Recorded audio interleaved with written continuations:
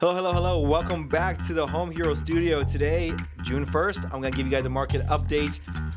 We've been here for a couple hours, and that's because I got a brand new mic set up coming soon, but there's a couple issues with connectivity and making the process work with my current camera, so this is coming very soon, sooner than you may think. Super excited for these. These are studio grade mics. These aren't bad. I mean, what you're listening to is not bad. Otherwise, you'd be hearing it like this and it'd be really bad. But otherwise, you get some really crisp audio, and I'm super excited for these. Coming soon. On another note, we're going to talk about a couple things here. The debt ceiling. We've been talking about the debt ceiling. We've been talking about the Fed. We've been talking about interest rates. We've been talking about the market. June 1st, the first of every month, we get a lot of new stats that I want to share with you guys. So I guess let's just start with the basics. Debt ceiling. What happened? Are we going default on the economy or what? No, we're not defaulting on the economy because if that happened, I guarantee you this morning would have felt a lot different for you once you got to work. We are not defaulting. They did pass a bipartisan, whatever they call it, the bill, Congress. There's a lot of jargon that I just, it's just beyond my level, okay? You're probably there with me. But anyways, they did raise the debt ceiling until 2025, and hopefully by then we'll have a new president. I wonder if this video is going to get demonetized just because I said that. But hopefully by January 2025, we are in a much better place. I don't know if we will be, but at least we're not defaulting, which means we have some more time to build up the economy. The downside means there's still going to be inflation going on because you're putting more money into the economy to make sure we don't default, which just causes the issue to just happen later. So are we heading to a crash? Should you buy? Should you sell? Let's talk about that next. And the best way, I always say, follow the money, follow the numbers, look at the numbers. Don't read the headlines, follow the money. We're going to look at the money. We're going to look at the numbers. And, I want you guys just to know, I'm on my computer here. I'm going to tell you exactly what the market is doing and what happened in the last 30 days. If we're looking at Pierce County, bear with me. This is like a little bit of a slower process since I want to do this as I'm pulling it up for you.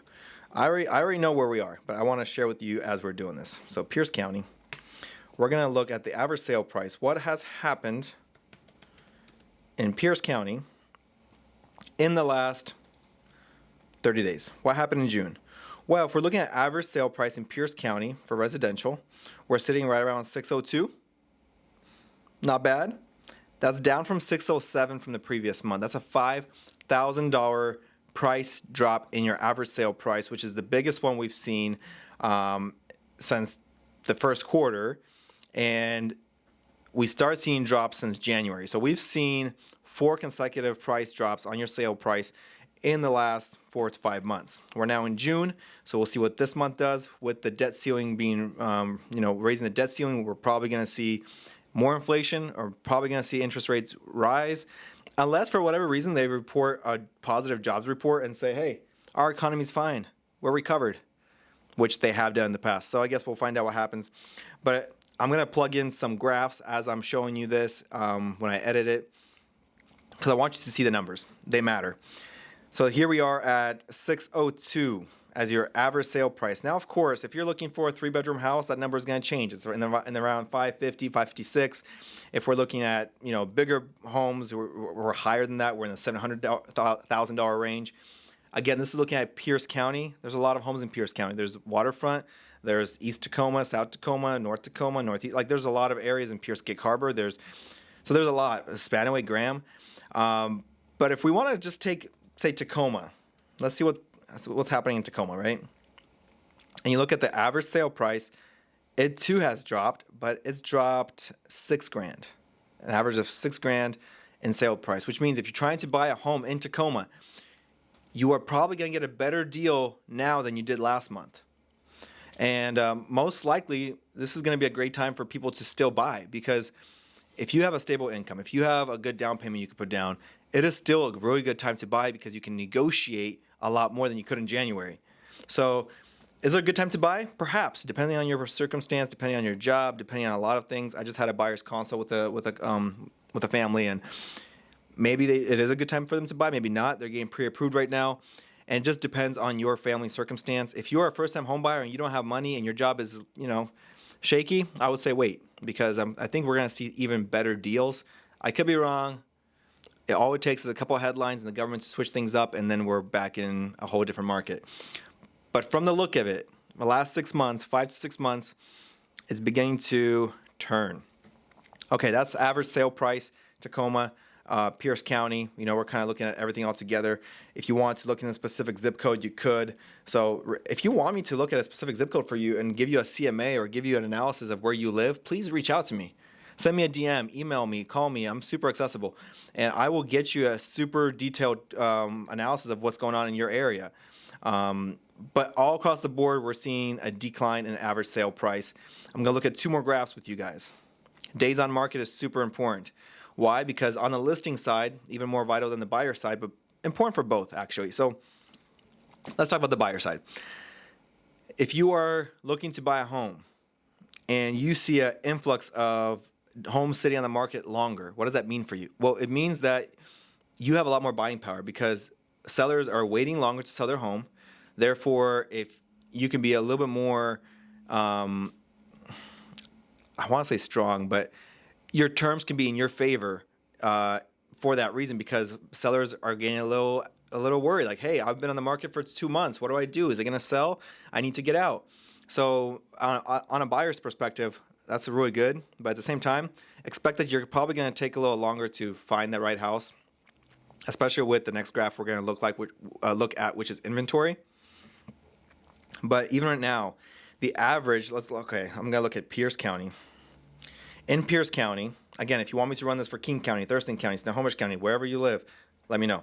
We are at 32 days on market on average for a home to sell. So if you're saying, oh, that home has been on the market since forever, no, 30 days is average right now. And I know it's crazy to think because last summer in July, we were at 15 days or less. Homes would be popping off the market within 10 days. And I know you guys remember the time where you had multiple offers on everything, even the home that wasn't worth jack. So I get it. I know it's a change of mentality. But we've been here before. 30 days is nothing. 30 days is normal. And if you want me to tell you when the last time that we had 30-day waits, guess. I'm going to let you guess here for a second. What year did we see 30 days on market? Yeah, pre-COVID, 2020, all right? July of 2020 is the last time we saw 34 days on market. We're at 32 right now. So technically September of 2020. But that's pretty much where we were. 2020, we were on market 30 days on average for homes to sell. And then COVID hit and we thought the world was going to end. And in some ways, it kind of did shake the industry quite a bit. But homes were selling like hotcakes during COVID. People took the opportunity. There was work. The economy was still popping. We adapted to COVID. A lot of us realized how fake it was and probably going to get demonetized for saying COVID. Maybe I should have used a different word. Anyways, 15 days, 30 days. So if you're listing your house, let me talk about the seller side. If you're listing your house, expect your home to sit on the market longer. If you're doing a pre-list appointment with me, I'm going to tell you, hey, your home is probably going to take about 30 days to sell. Even with our top-of-the-notch marketing, media, promotional, everything that we do, it's still going to take a little longer to sell. And if you hire an agent that doesn't know what they're doing, doesn't do marketing, hasn't even dabbled in marketing, it's going to take a lot longer. And you probably won't even get what you think you're going to get because they don't know what they're doing, because they're trusting Zillow, Redfin estimates to give you your numbers. Let's be honest. Follow the money, follow the numbers. If your agent doesn't know the numbers, they don't know what they're doing with their job or their life for that matter. I mean, you got to follow the numbers, and I'm here for that. So if you want me to run numbers for you, I can. So we looked at 2 graphs so far: sales price, average sale price, and the days on market. And one of the other last graphs I want us to look at here is the new listings. How many new listings do we got? Why is this important? Right now, some people are saying, is it really a buyer's market? Because they still are competing for the same homes, and homes are, there's still some competitiveness in some of the listings as a buyer. And the reality is, the reason you're experiencing that is because of the amount of listings that are active and hitting the market. New listings, we are down.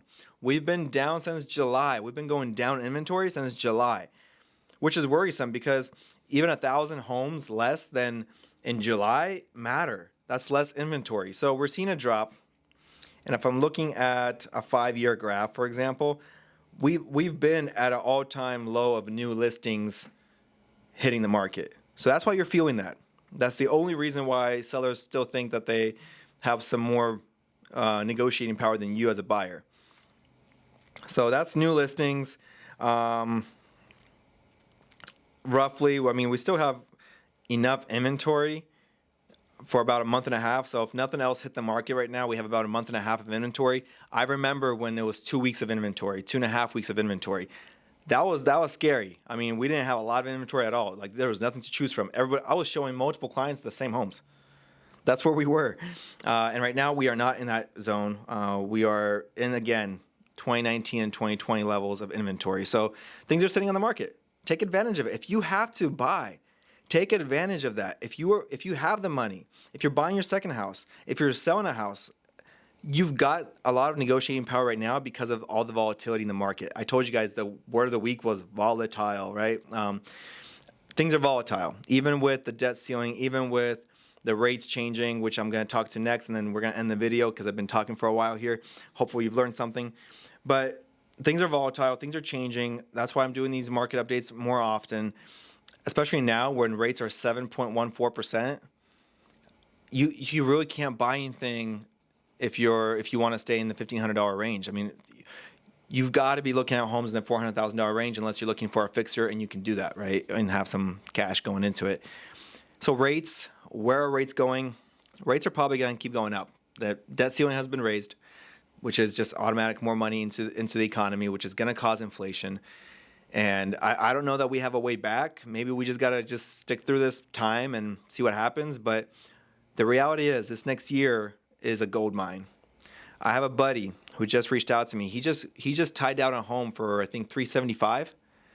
The resale value of that house in good condition is $550. And if he did like a bougie remodel, we're talking about $625 with these current rates.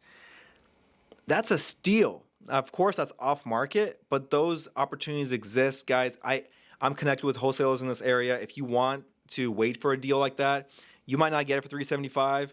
The wholesaler might be getting it for a lower price, but you're still going to pay way under market value for that house. So those opportunities do come up, and they're there. So if you're willing to be patient, you're willing to stick into it, and just being, watching this daily, you can get a really good price on a home, and even on market, have a lot of negotiating power.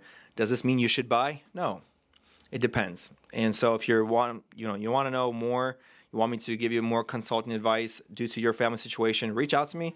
I'd love to help, and I just look forward to providing more information for you guys. I'm just here for you guys. So whenever next news hits or next new rate hits, I'll probably do another video here. But until next time, I'll see you then. Peace out.